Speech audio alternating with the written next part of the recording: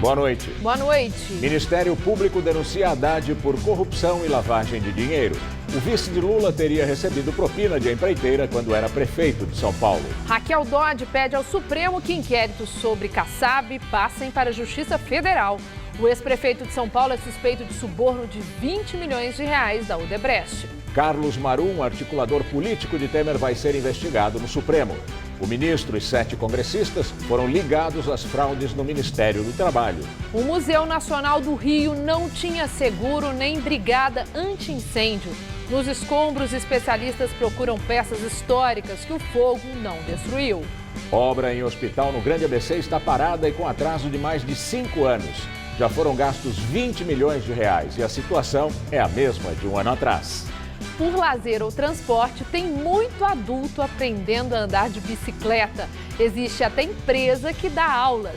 E ciclistas experientes passam dicas para os novatos. O Jornal da Gazeta está no ar.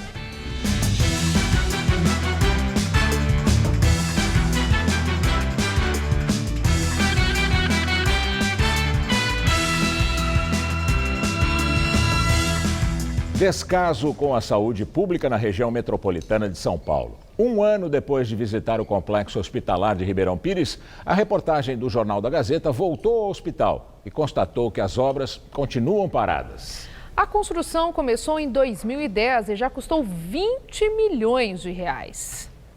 Do lado de fora já dá para perceber que a construção está parada faz um bom tempo. Olha só o estado do banner com as informações da obra.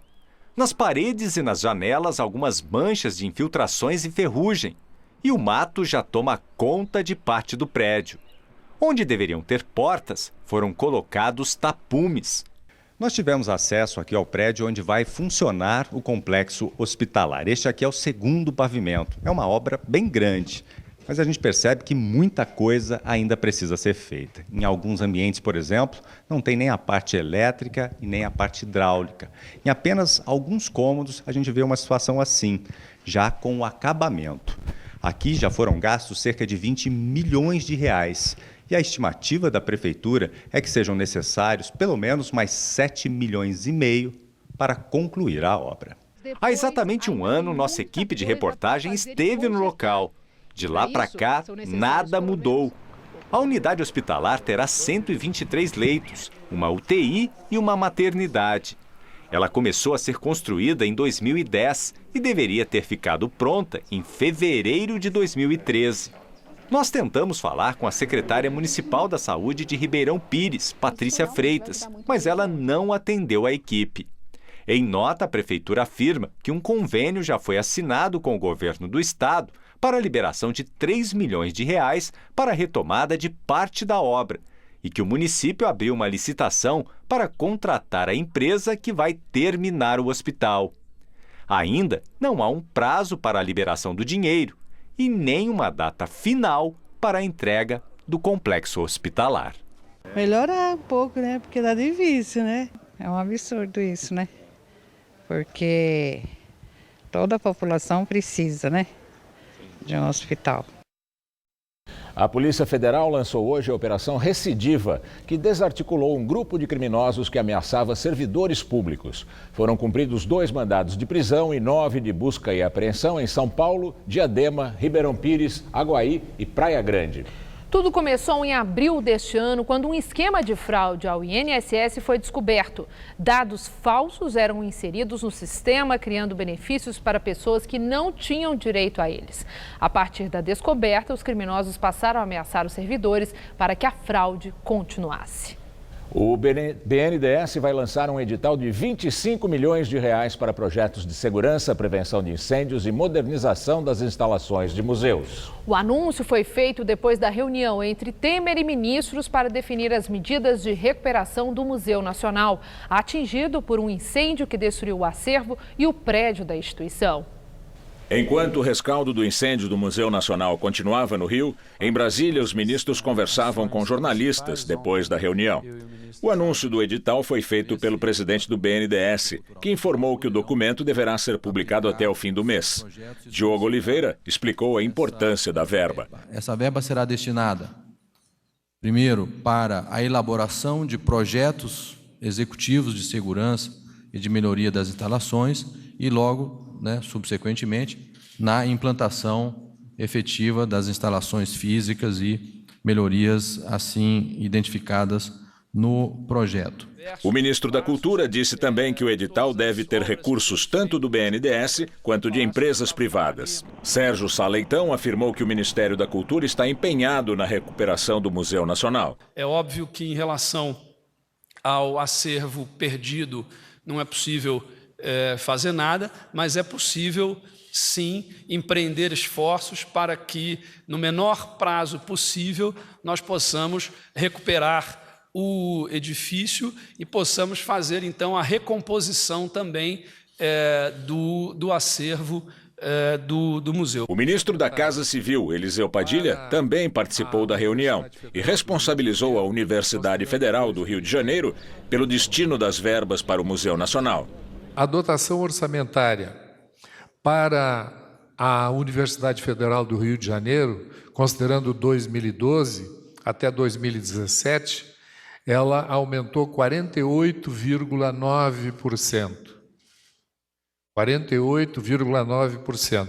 Assim, para se ter noção, o orçamento da UFRJ em 2017, o orçamento empenhado, o valor empenhado efetivamente, foi de 3.187.717.620. Contrariamente a este crescimento, a dotação que o UFRJ fez para o Museu Nacional, de 2012 para 2017, ela caiu 43,1%.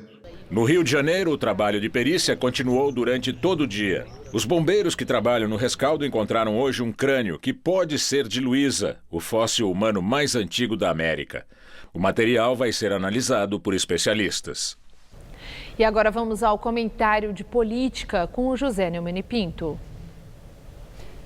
É como se eu tivesse perdido um ente muito querido. Eu estava me preparando para ir para o Museu Nacional com a minha mulher, que é historiadora, Isabel, quando tivemos essa notícia absolutamente chocante do incêndio. É comovente, choramos até hoje. Agora, chorar é para nós, não para esses senhores que ficam aí brigando em torno de quem é o culpado. O culpado são eles todos. Todos os presidentes da República que passaram por lá nos últimos 30 anos, todos os governadores do Rio, todos os prefeitos e, fundamentalmente, o reitor, a reitoria da Universidade Federal do Rio de Janeiro, composta por partidos de esquerda, PSOL, PCB, PCdoB e PT, que estão cobrando muito. Então, vamos resumir tudo no seguinte: cada hora apresenta um vexame maior, né? Então, vamos chorar, lamentar e cobrar esse vexame. Primeiro, não há sentido de permanecerem em seus cargos o reitor, o diretor do museu e o ministro da Cultura, que são os três funcionários que representam todos os culpados pelos desleixos, pelo descaso, pela burrice, pela ignorância, pela incompetência da elite política dirigente no Brasil, que deixa acontecer uma coisa dessa com a instituição mais antiga, 200 anos, e mais competente da Museologia Nacional. Então, a primeira providência é demitir esses três, pelo menos, e mais alguém que esteja envolvido com isso. E nada de ficar tentando gastar dinheiro para reconstruir esse prédio. O prédio tem valor histórico, porque a família imperial morou lá. Mas esse valor histórico poderá aumentar muito se ele ficar como está, sem cair. Ruínas. É preciso que as ruínas permaneçam lá para que as gerações futuras possam testemunhar o absurdo de incompetência, de desleixo, de absoluta ignorância das elites que são responsáveis pela manutenção dos museus no Brasil. O fundamental agora é evitar que outras instituições, Biblioteca Nacional, Arquivo Nacional, Museu do Ipiranga, tenham nos deem a mesma notícia que essa deu. Bom, eu volto quinta-feira, depois de amanhã, direto ao assunto, em pé. Nova fase da Lava Jato prendeu família de joalheiros na Bahia e no Rio de Janeiro. Na nova etapa, o Ministério Público apura esquema de evasão de divisas, sonegação fiscal, envolvendo pedras semipreciosas e preciosas. O esquema investigado teria movimentado cerca de 185 milhões de reais. A operação de hoje é um desdobramento da Câmbio Desligo, que investiga um esquema sofisticado de lavagem de dinheiro através de doleiros. Na nova etapa, o Ministério Público apura esquema de evasão de divisas, sonegação fiscal envolvendo pedras preciosas e semipreciosas. E as investigações têm como base delações dos doleiros Juca Bala e Cláudio Fernando Barbosa, que trabalharam para o ex-governador do Rio, Sérgio Cabral. Segundo a Lava Jato, entre 2011 e o ano passado, há registro de que as transações desse esquema em duas contas internacionais movimentaram cerca de 44 milhões de dólares, cerca de 185 milhões de reais. As transações teriam sido realizadas no banco paralelo do doleiro Dário Messer, que está foragido. Entre os presos de hoje estão os sócios administradores da empresa Comércio de Pedras OS Ledo, Marcelo Luiz Santos de Araújo e Deise Balassa de Cesanas. De acordo com o Ministério Público Federal, eles trabalham comprando esmeraldas e outras pedras de garimpos da Bahia e as exportam para empresários na Índia. Para os procuradores, a rede de doleiros teria sido utilizada para receber a diferença entre o valor real da exportação das joias e o declarado à Receita Federal. Os detidos negam as acusações. Na Bahia, durante a operação de hoje, os agentes da Polícia Federal apreenderam 2 esculturas e mais meia tonelada de esmeraldas. A Procuradora-Geral da República, Raquel Dodge, pede o envio de 2 inquéritos sobre o ex-prefeito de São Paulo, Gilberto Kassab, do PSD, à Justiça Federal do Estado. As investigações são sobre o recebimento de cerca de 20 milhões de reais da empreiteira Odebrecht. Dodge se manifestou contra o pedido de recurso da defesa de Kassab, que solicitou ao ministro do Supremo Tribunal Federal, Luiz Fux, a permanência dos processos, baseados em delação na corte conforme o foro privilegiado. Os advogados de Kassab também pediram, se negada a competência, que o caso vá para a Justiça Eleitoral. Segundo a Procuradora-Geral da República, o atual ministro da Ciência e Tecnologia, Inovações e Comunicações é investigado por fatos que aconteceram enquanto ele exercia o cargo de prefeito do município paulista e também como ministro das cidades no governo Dilma Rousseff. E por isso o caso caberia a uma das varas federais criminais da Justiça do Estado de São Paulo. Dodge ainda afirma que crimes de natureza federal e eleitoral devem ser julgados separadamente. Nos inquéritos, Gilberto Kassab é acusado de receber propina da Odebrecht entre 2008 e 2014. Um dos repasses teria sido de cerca de 20 milhões de reais para a criação de um novo partido político. Sobre o recurso para a permanência do caso no STF, a defesa do ministro Gilberto Kassab sustenta que a restrição do foro dos parlamentares não ficou definida para os demais cargos que têm essa prerrogativa. O julgamento do habeas corpus de Paulo Vieira de Souza, suposto operador de propina do PSDB, foi interrompido no Supremo depois do pedido de vista do ministro Ricardo Lewandowski. Conhecido como Paulo Preto, o ex-diretor da Dersa está em liberdade desde 30 de maio, depois de uma decisão individual do ministro Gilmar Mendes. Hoje, a segunda turma do STF julgava o recurso da Procuradoria-Geral da República, que tenta derrubar essa decisão. O julgamento estava 2-2 quando Lewandowski, que daria o voto de desempate, pediu vista para examinar melhor o processo. Não há previsão de quando a sessão será retomada. O ministro Edson Fachin, do Supremo Tribunal Federal, autorizou a abertura de um novo inquérito sobre o ministro Carlos Marum, do PMDB, que ocupa a Secretaria de Governo de Michel Temer. A apuração é para saber se ele teve participação no esquema de fraudes no Ministério do Trabalho, revelado pela Operação Registro Espúrio da Polícia Federal.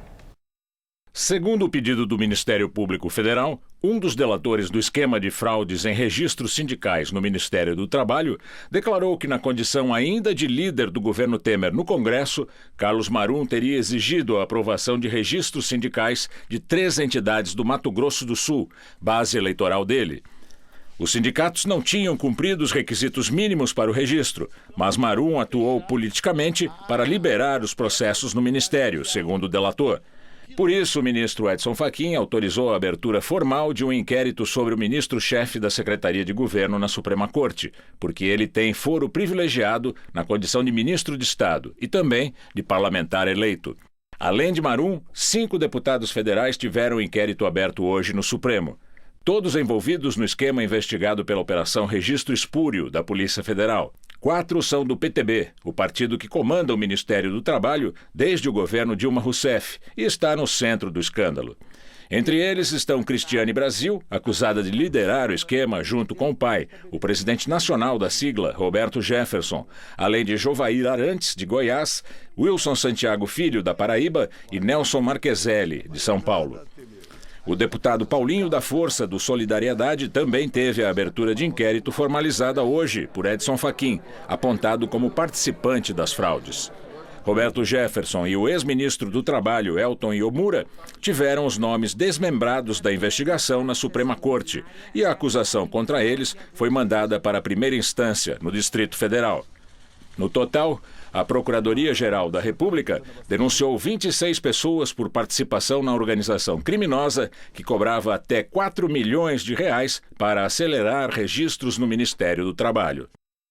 Os candidatos à presidência da República concentraram o dia de campanha em São Paulo.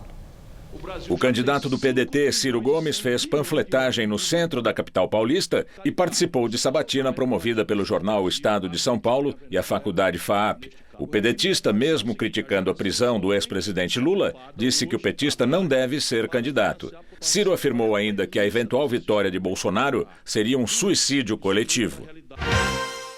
Geraldo Alckmin, do PSDB, fez campanha na Zona Leste de São Paulo, onde visitou o Hospital Santa Marcelina. Em entrevista para a Rádio CBN e para o portal de notícias G1, defendeu a redução do imposto de renda para empresas e disse que não vai fazer campanha ao lado do colega de partido e senador Aécio Neves, réu no Supremo por corrupção e obstrução da justiça. Marina Silva, da Rede, participou de sabatina promovida pelo UOL, Folha e SBT, na capital paulista. A candidata defendeu o Estado laico. De acordo com Marina, Guerra Santa faz mal ao Brasil. Sem citar nomes, criticou alianças políticas que não são feitas com base em programas de governo, mas com a preocupação de somar tempo de propaganda eleitoral. Jair Bolsonaro, do PSL, não teve agenda pública. Em mensagem no Twitter, falou sobre a crise na Venezuela. Disse que o problema no país vizinho não tem a ver com militar, e sim com comunismo. Afirmou que é uma ideologia desprezível e assassina que conhecidamente destrói tudo por onde passa. Criticou o PSDB, disse que o partido desvia o foco do problema porque é conivente com o comunismo. Atenção para as datas dos debates eleitorais aqui na TV Gazeta, em parceria com Estadão, Jovem Pan e Twitter. Os candidatos a presidente se enfrentam no próximo domingo, a partir das 6 da tarde. Os debates dos candidatos a governador do estado de São Paulo é no dia 16 de setembro, domingo também a partir das 6 da tarde. Você deve mandar antecipadamente as suas perguntas para os debates por texto ou por vídeo no Twitter com a hashtag GazetaEstadãoJP. Hoje é o último dia para que a defesa do ex-presidente Lula recorra da decisão do Tribunal Superior Eleitoral que rejeitou sua candidatura. Além de recorrer, a defesa deve protocolar no TSE um pedido para que o Supremo Tribunal Federal analise de novo a decisão do Comitê de Direitos Humanos da ONU, que recomendou que a participação de Lula na disputa eleitoral seja mantida até que se esgotem os recursos contra a condenação.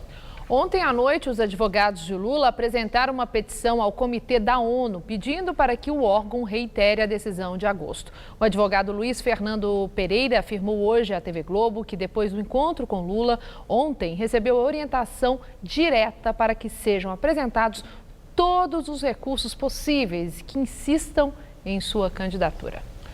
Agora o comentário de Josias de Souza, direto de Brasília. Diante do veto da Justiça Eleitoral à candidatura de Lula, o PT parece ter descoberto uma solução engenhosa para o seu drama ético-político.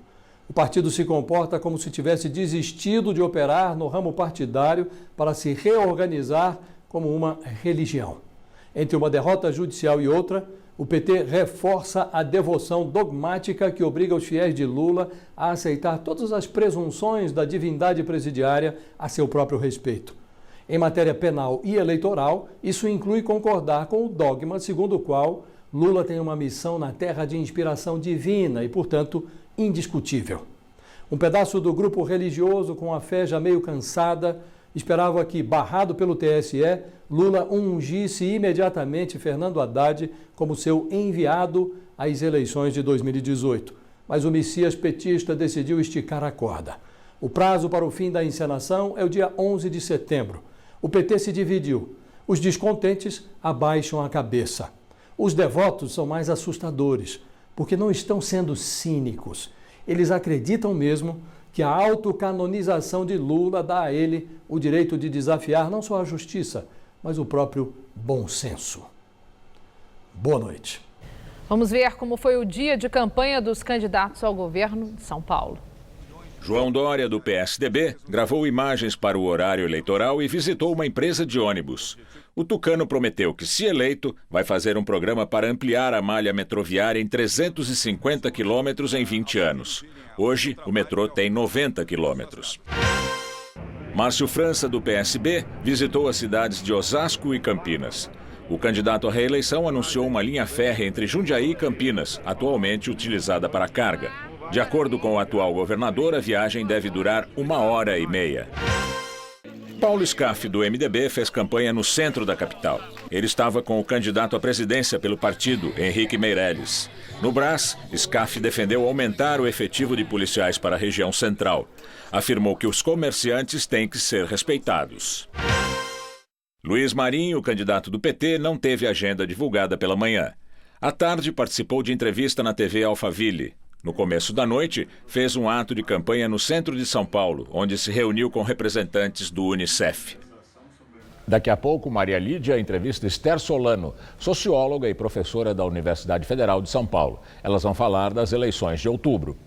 Terminou sem lances o leilão da casa do ex-governador do Rio de Janeiro, Sérgio Cabral, e da mulher dele, Adriana Anselmo. O imóvel, que fica em um condomínio em Mangaratiba, foi avaliado em 8 milhões de reais. O novo leilão está previsto para o dia 13.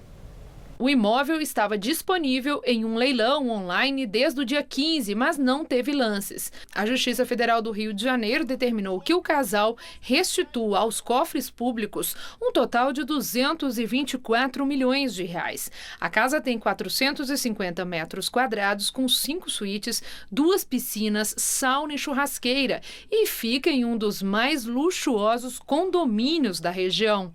As dívidas do imóvel já passam de 70 mil reais. Cabral e a mulher foram condenados na Lava Jato. Preso desde novembro de 2016 e réu em 24 processos, o ex-governador já foi condenado 5 vezes, apenas que já somam 123 anos. Adriana Anselmo, acusada de se beneficiar do esquema de corrupção montado pelo marido, cumpre prisão domiciliar. O ex-governador do Distrito Federal, José Roberto Arruda, deve deixar a UTI de um hospital particular de Brasília ainda hoje. A Arruda foi internado ontem de manhã depois de um acidente de bicicleta. Arruda, que está consciente, teve escoriações pelo corpo e apresentou acúmulo de sangue entre o cérebro e o crânio. Exames apontaram que não houve crescimento do hematoma nas últimas 24 horas e, por isso, ele vai ser transferido para uma unidade semi-intensiva. Quem nunca aprendeu a andar de bicicleta, mas tem vontade de realizar esse sonho depois de adulto, tem uma ótima alternativa: as aulas específicas para iniciantes. Nossos repórteres acompanharam como os novatos têm se saído nesse desafio. Hoje é a primeira aula dela. Aos 57 anos, Sâmia nunca andou de bicicleta. Eu vejo muita gente andar na minha frente, então fiquei curiosa, fiquei com vontade e resolvi aprender. Cada aula dura 1 hora e a expectativa é que a pessoa já consiga sair pedalando a partir do segundo encontro. A maioria dos alunos desses instrutores aqui é de mulheres, a partir dos 40 anos, que, como a Sâmia, não tiveram contato com a bicicleta na infância. Os pais acabam dando para as meninas as bonecas, as casinhas, e para os meninos vem a bicicleta. Aí, quando adulto, vem nos procurar para aprender a andar. O primeiro exercício é para testar o equilíbrio. Depois, a ideia é ir deslizando a bike com os pés no chão para ganhar confiança. Algumas repetições e chega o momento de usar os pedais. Agora que vai pegar, eu tô com medo, mas vou tentar. E não foram nem muitas tentativas. De repente, ela assume o controle e sai pedalando. Deixa até a instrutora para trás. envolvida na sensação que nunca tinha experimentado. Nossa, eu nunca imaginava que eu fosse andar hoje. A aula de bike tem tudo para ser um investimento garantido, já que a sabedoria popular diz que quando a gente aprende, não esquece nunca mais. Quem entende do assunto diz que é a pura verdade, por causa de uma espécie de memória motora. Tudo que é muito sensitivo, que você aprende com coordenação motora, acaba ficando mais, né? A empresa que ensina adultos a pedalar diz que cada vez mais gente quer usar a bike não só no lazer, mas como meio de transporte. É o caso do Jorge, filho da Sâmia.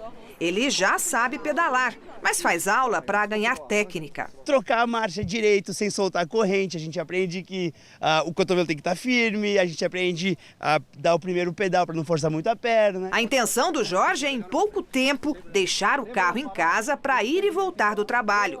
E nesse desafio, vale a dica de uma ciclista experiente. Renata Falzoni aconselha evitar grandes avenidas.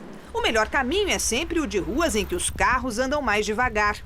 Importante também é sinalizar com os braços e ocupar o espaço na faixa. Dica número 1 é: escolha seu caminho, convide pessoas para pedalar com você. Se você vai fazer um trajeto solitário nas ruas, sempre ter mais uma pessoa ajuda muito. Não deu estudo, não desmoreça. Vai e pedala e vai ver como o trânsito de São Paulo ele é muito melhor do que parece, viu? Daqui a pouco, o governo argentino tenta novo acordo com o FMI para conter a crise econômica. Até já.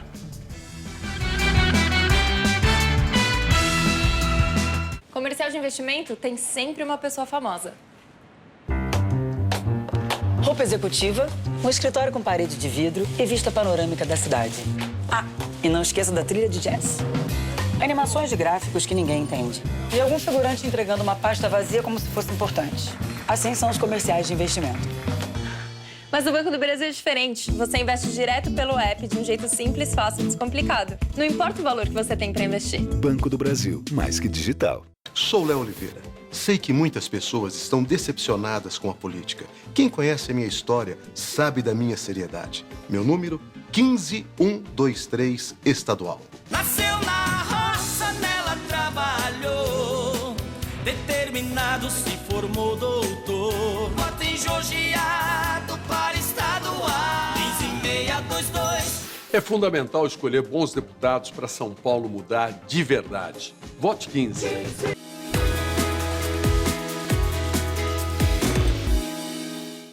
Tigo 2. Com rodas e liga leve. Sensor e câmera de ré. Volante multifuncional. Central multimídia. Teto solar elétrico. Freios a disco nas 4 rodas. Assistente de subida. Controle de tração e estabilidade. Câmbio automático de última geração. Faça um test drive e entenda por que a Caoa Chery é a marca que mais cresce no Brasil.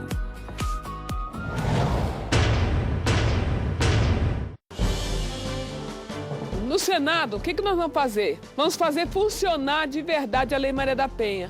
Que cada ente, cada um seja responsável, seja ele a Delegacia de Polícia, a Defensoria Pública, o Ministério Público, tem que fazer valer a Lei Maria da Penha. Porque uma vida sem violência é direito das mulheres. A violência doméstica tem que acabar. Você, Cidinha, eleita senadora, vai lutar por todas as mulheres de São Paulo. Próximo domingo, 6 da tarde. Em parceria com o Twitter, Estadão e Jovem Pan, a TV Gazeta apresenta Debate 2018, entre os candidatos à presidência da República. Conheça as propostas e promessas que podem afetar você e sua família e faça uma escolha consciente. Debate 2018, próximo domingo, 6 da tarde.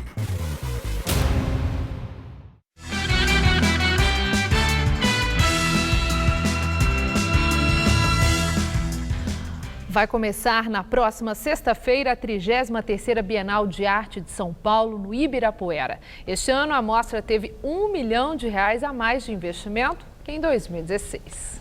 Uma das novidades é uma obra de arte em forma de site interativo, que vai ser construído durante os mais de 3 meses de exposição. Qualquer pessoa pode participar mandando fotos, comentários e vídeos sobre a Bienal.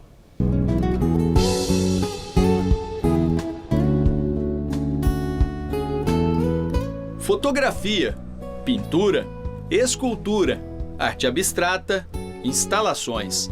A 33ª edição da Bienal de Artes de São Paulo traz trabalhos de mais de 100 artistas de várias partes do mundo.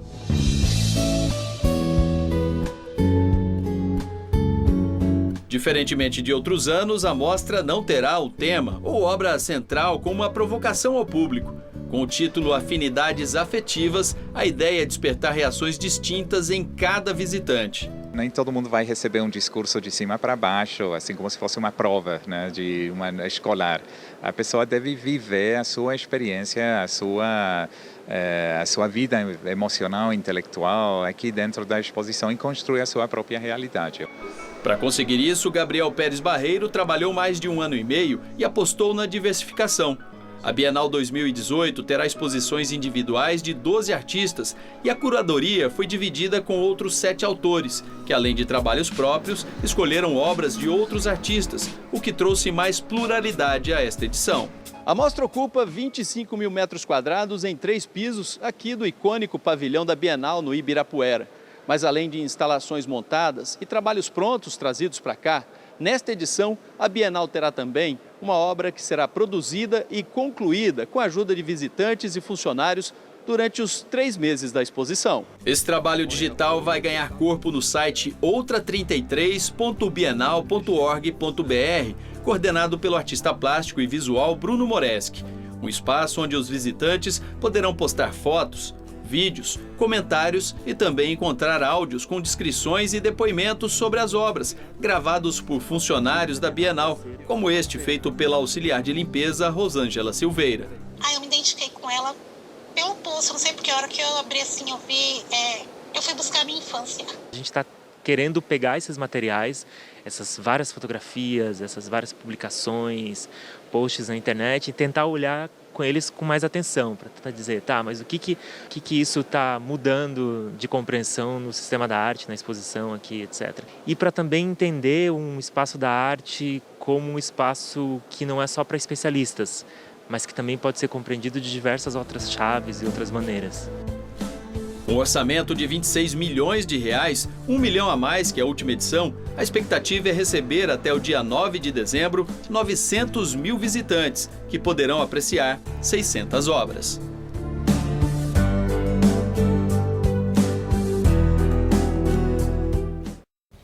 Nós, consumidores, vamos pagar quase 2 bilhões de reais a mais na conta de luz. A Agência Nacional de Energia Elétrica aprovou a revisão da taxa CDE, que, além de cobrir o custo de subsídios do setor, banca programas sociais. O aumento será repassado de acordo com a data de reajuste de cada distribuidora de energia elétrica. Para as empresas que já tiveram um reajuste este ano, o aumento da taxa ficará para o ano que vem. Hoje tivemos frio e chuva aqui em São Paulo. Pois é, bastante frio, né? Será que continua assim amanhã? Vamos ver a previsão com Tássia Sena.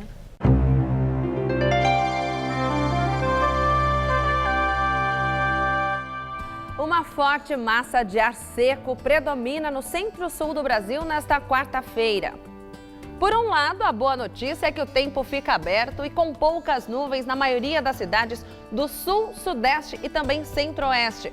Mas esse ar seco associado com o calor dificulta a respiração e prejudica a qualidade do ar. A umidade relativa só fica boa mesmo nas áreas em verde escuro do mapa, concentradas nas regiões norte e no sul do nordeste. Por lá sim, a chuva deve vir com força. Vamos à tabela de temperaturas. Boa Vista é uma das capitais com previsão de bastante chuva para amanhã. Mesmo assim, faz calor de 33 graus.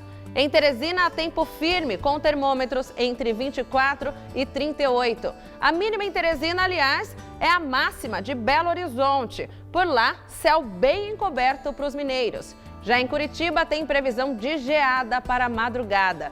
Mínima de apenas 8 e máxima de 17 graus.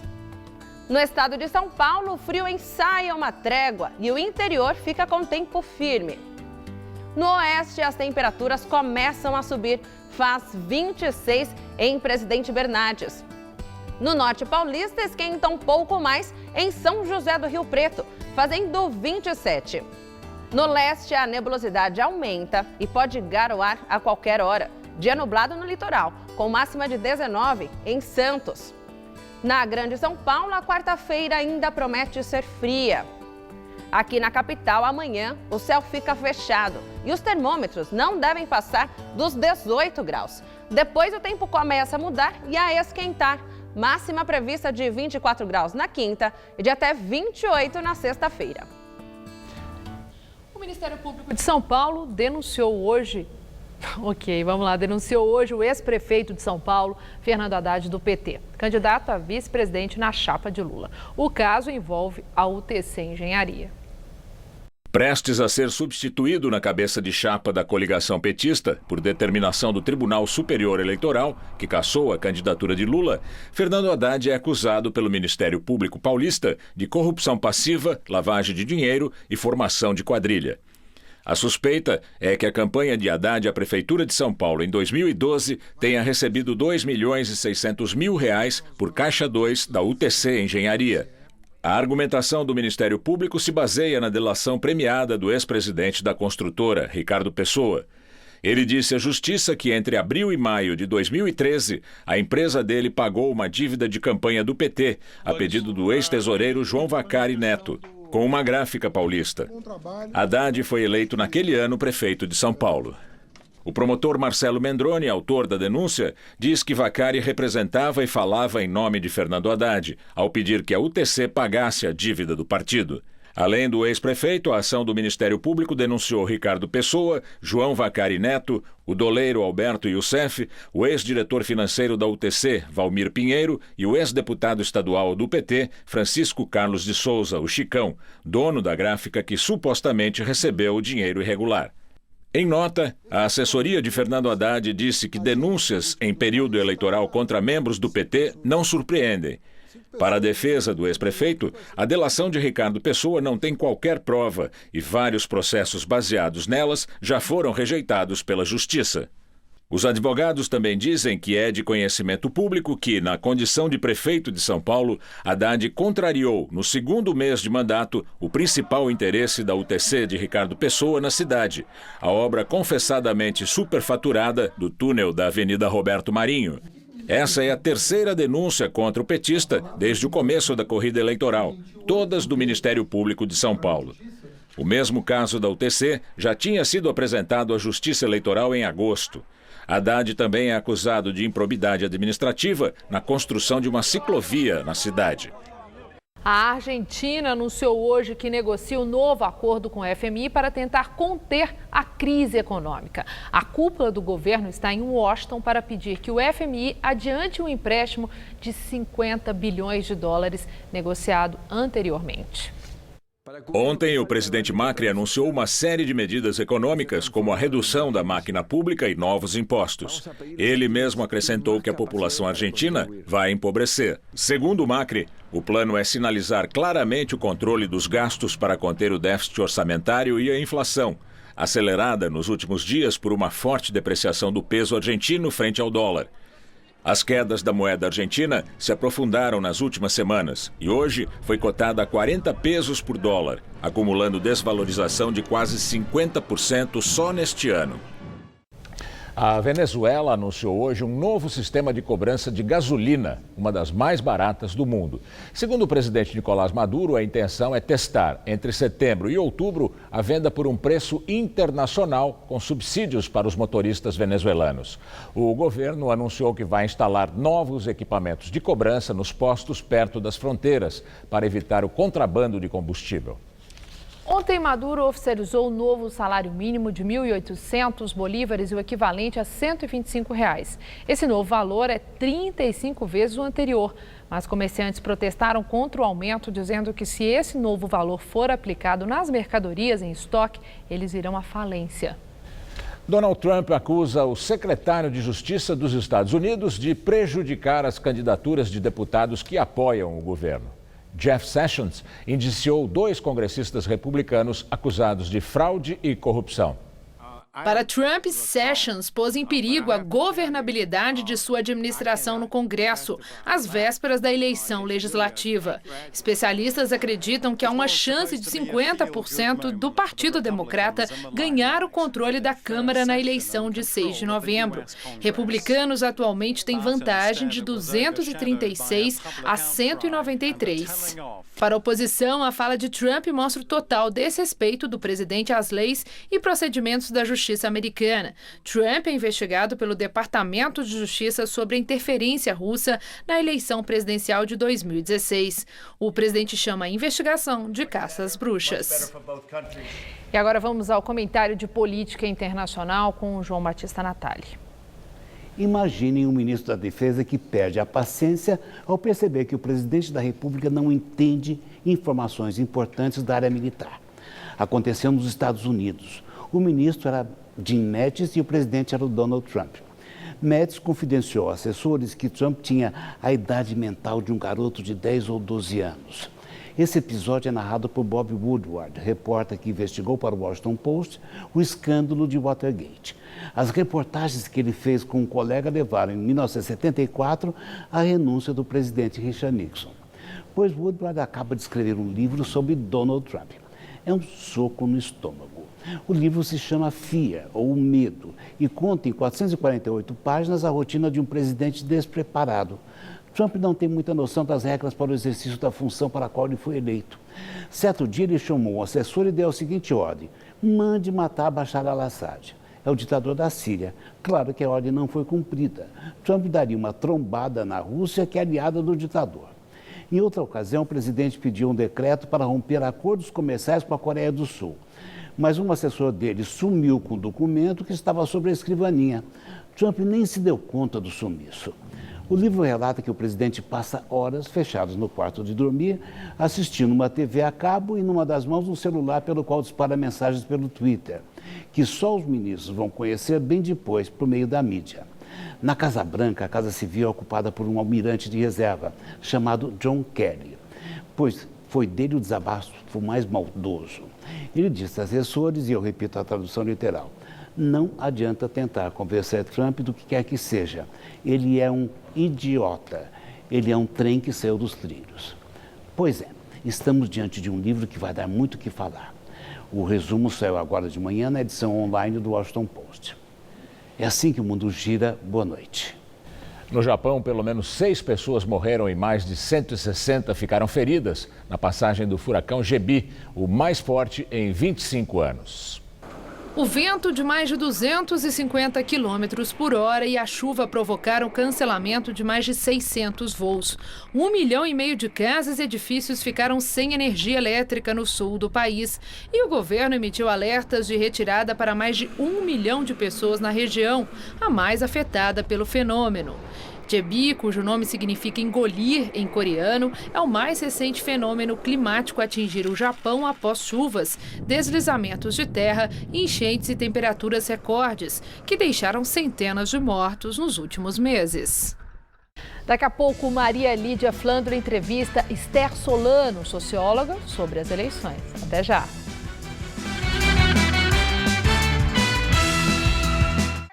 Tá a fim de escrever a sua própria história? Que tal dirigir a sua própria vida?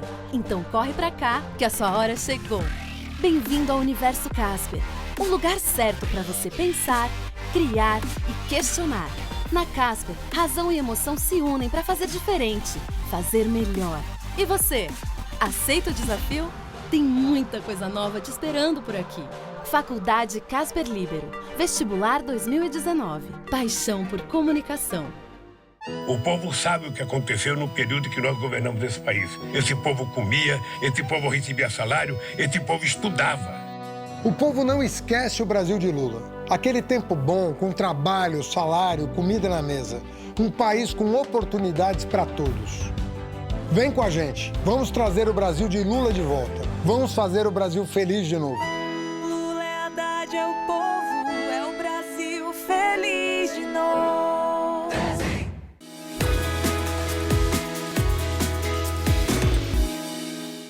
Sempre sonhei grande. Foi assim com o SESI e sonho que será assim com o governo de São Paulo. E a minha história prova isso.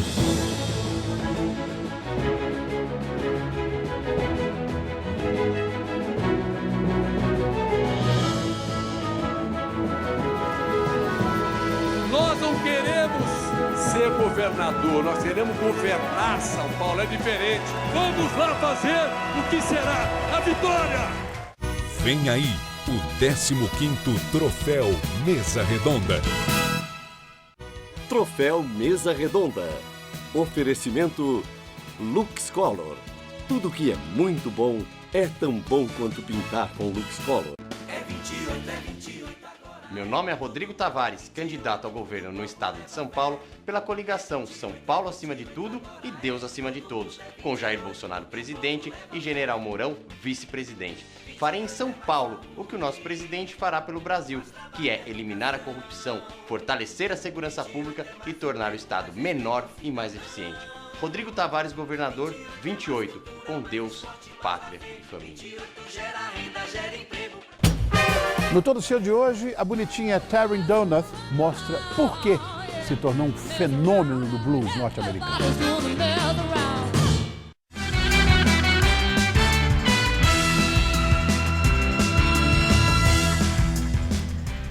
Na entrevista do dia com Maria Lídia Flandoli, a identificação dos eleitores com as novas direitas brasileiras. Quem analisa é a socióloga Esther Solano, professora no curso de Relações Internacionais da Universidade Federal de São Paulo, autora da pesquisa Crise da Democracia e Extremismos de Direita. Obrigada, professora, por estar conosco. Essa pesquisa da sua autoria mostra o crescimento de novas direitas no Brasil. E a forte presença de representantes desse segmento nessa corrida eleitoral 2018. Então, eu quero começar identificando o que você chama de novas direitas em nosso país. Sim. Bom, boa noite primeiro, Maria Lídia. Na verdade, eu fiz esse estudo porque essa ideia das novas direitas, que seriam candidatos que se apresentam como novos, porque muitas vezes não são tão novos assim, né? Pelo mundo todo, né? A gente tem diversos personagens, Estados Unidos, na Europa, Brasil, são candidatos que se apresentam com um discurso do novo, do diferente, mas que trazem aqueles valores tradicionais da direita e extrema-direita, então segurança pública, família, tradição, etc., mas que se apresentam como essa linguagem nova, né?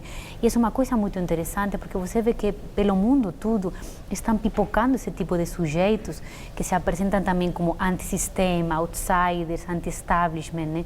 E aí eu quis fazer um pouco uma relação entre a crise democrática que nós estamos vivendo, a crise da democracia representativa e o fortalecimento desse tipo de candidaturas que muitas vezes são, enfim, visivelmente antidemocráticas, inclusive. E crise econômica também tem um forte peso aí, a insatisfação pelas dificuldades? Tem uma relação muito clara entre os dois tipos de crise econômica e política, né? Inclusive tem uma coisa interessante, que cada vez mais o cidadão, ele está percebendo de forma direta ou indireta que o sistema político, ele está capturado pela lógica empresarial, pela lógica fisiológica das elites econômicas, né? Então tem uma fala que surge muito nas entrevistas, que é o seguinte: o cidadão está abandonado, professora. Eu sou um cidadão, mas me sinto sozinho, abandonado pelo poder público. Isso seria a principal razão para esse encantamento com uma nova direita? Eu digo que tem uma razão especificamente que uma... Que mais se destaca? Sim, uma senhora me disse um dia uma frase que eu achei assim um resumo perfeito. Ela me disse: eu vou nesses candidatos aí porque meu voto de desabafo. É meu voto de não aguento mais, estou cansada, estou frustrada, não aguento mais e eu não quero nenhum desses aí. Então, acho que isso explica muito.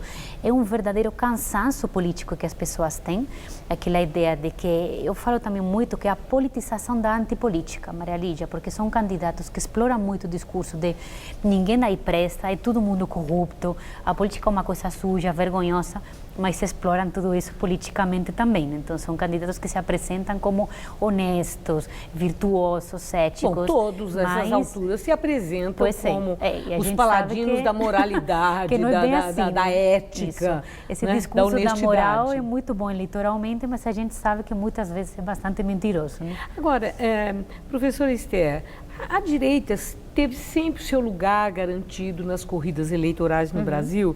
E nós vemos que dessa vez, assim, são vários os candidatos que têm um discurso que revelam um perfil de políticos do chamado centro, centro-direita, direita, extrema-direita. Então, mas o curioso nisso tudo é que o discurso desses candidatos, né, e aí eu cito figuras como o Álvaro Dias, o Henrique Meirelles, o Amoedo, o Alckmin, o Jair Bolsonaro, mais, vamos dizer, caminhando mais para um extremo. No que se diferencia o discurso deles? Eu acho que nós temos que diferenciar, porque a gente fala muito de direita como se fosse uma coisa única e como se não tivesse nuances no meio, né? Mas você tem, de fato, uma direita mais tradicional, mais histórica, aquela direita mais liberal, neoliberal hoje em dia, aquela direita que é muito representada aqui pelo PCdoB, por exemplo, num centro-direita e no mundo lá fora pelos partidos tradicionais, né, dessa direita mais clássica. Mas o que você tem agora que está preocupando mais na esfera nacional e internacional é o aumento de uma extrema-direita que se diferencia da primeira porque tem um discurso de ódio, abertamente de ódio. Então, um discurso racista, aquela coisa contra o imigrante, contra o refugiado, ou aqui contra, enfim, quem sabe, contra o jovem negro da periferia, por exemplo, né? Ou um discurso também claramente misógino, um discurso homofóbico também. Então, essa é a grande preocupação. São novos grupos, novos representantes de uma direita que tem um claro discurso de ódio e que, inclusive, ela populariza esse discurso de ódio, fala abertamente esse discurso de ódio como se fosse liberdade de expressão. E a gente sabe que isso não é liberdade de expressão, isso claramente confronta o sistema democrático e de direito. Agora, e a identificação do eleitor, o grande protagonista deles? Então, afinal de contas, o eleitor com esse tipo de discurso de ódio. O que é isso?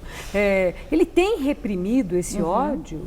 Ele tem reprimido todos esses sentimentos de xenofobia, de homofobia, de racismo? Isso é uma característica que já existe, que tem raízes profundas e que, vendo alguém com quem se identifica, e aí extravasa? É isso que está acontecendo? Eu acho que são várias coisas. Primeiro, você tem de fato isso e, por exemplo, num país como o Brasil, Maria Lídia, que é um país muito desigual e ainda com uma estrutura de sociabilidade muito racista e um país muito machista também na sua organização social, você vê isso muito mais profundo, né? Muito mais exponencial. E tem outra coisa interessante, você vê a reação dessas pessoas aos ditos movimentos identitários, movimento feminista, movimento LGBT, movimento negro. Então, uma reação a essas pautas progressistas. Desqualificando, inclusive tratando elas como inimigo, como se fosse uma ameaça a um estilo de vida que é aquele estilo tradicional, das velhas costumes, da família cristã, etc. Né? E tem uma coisa interessante que eu denomino a extrema-direita pop, que seria uma extrema-direita que utiliza muito as redes sociais, que utiliza uma linguagem do vídeo no YouTube, do Facebook, do meme, da piada, uma coisa folclórica que faz rir. Então, isso as pessoas muitas vezes produzem um meme, produzem uma risada, produzem uma questão assim muito mais leve, muito mais trivial, muito mais juvenil. Parece brincadeira, isso, e por atrás, na verdade, um discurso de ódio, né? Parece brincadeira, mas é ódio, na verdade. É interessante, porque a gente recebe mesmo, viu? O WhatsApp que chega desse tipo, né? Que são vídeos, são piadinhas, são listinhas de itens, né? Muita notícia falsa embutida também. E muitas vezes as pessoas... Mas isso é mais próprio do que disso que você denomina uma direita extremada, ou na disputa eleitoral, vamos dizer, considerando o avanço da campanha nas redes sociais, está sendo usado por todas as correntes de pensamento? Na verdade, todo mundo no espectro político utiliza esse tipo de linguagem, eu te diria, mais infantilizada, mais superficial. Porque chega mais fácil, claro, né, comunica mais nos fácil. Jovens. Isso, comunica, seduz muito mais facilmente e você pode ter uma linguagem muito mais popular, muito mais acessível, sem grandes propostas, né? O problema de tudo isso é que quando você tem um candidato democrático, que defende de fato as regras democráticas, enfim, é complicado porque infantiliza o debate, mas tudo bem. O problema é quando você tem um candidato que explora os sentimentos racistas, misóginos, homofóbicos, e ele utiliza esse tipo de ferramentas que são sedutoras, que falam com o jovem, que de fato produzem risada, folclore, para passar essa mensagem de ódio. Aí que está o problema. Agora, também é interessante, eu vi na sua pesquisa, que entrevistados que defendem a nova direita, acreditando que eles estão lutando para o resgate e a preservação de valores, tradicionais, a família, a religião, a disciplina, a ordem, a autoridade, a segurança, a ética, que são valores que não são aí prerrogativa ou da esquerda ou da direita. Isso. Né? São valores que estão profundamente vinculados a costumes e a tradição, a história, um padrão cultural de um país. Então, nesse sentido, esse sentimento em nome da defesa desses valores, a justificativa para algo que até possam condenar uma truculência, uma coisa assim. Isso eu tenho ouvido de pessoas que, eu não apoio aquele jeito de falar, mas e defende o conteúdo, que é o que importa. Exatamente isso. E você vê que o problema, na verdade, não é a defesa desses valores tradicionais, enfim, de um passado saudoso, né, que talvez era mais organizado por essas pessoas, né, essa coisa da tradição, da família, etc. Isso é perfeitamente legítimo. O problema é você ter uma postura autoritária na defesa desses valores e tratar o outro que pensa diferente como se fosse um inimigo. Então, o problema não é essa defesa sua, mais conservadora, de uma forma de ver o mundo. O problema é você querer aniquilar o seu oponente político, que é o que a gente vê nessa extrema-direita, que não tolera as diferenças de percepção política. Certo.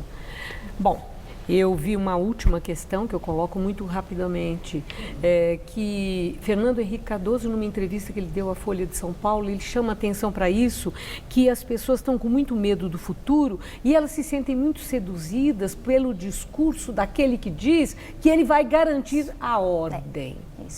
Isso aparece nesse discurso de extrema-direita de forma mais destacada? Exatamente isso. Um pouco essa necessidade de um certo Messias, de um certo Salvador, que viria a botar ordem na casa, que traria segurança.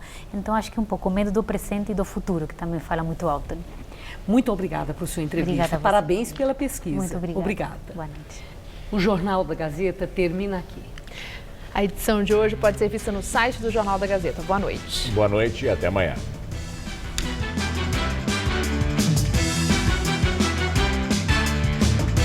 Próximo domingo, 6 da tarde, os candidatos à presidência da República se enfrentam no Debate 2018.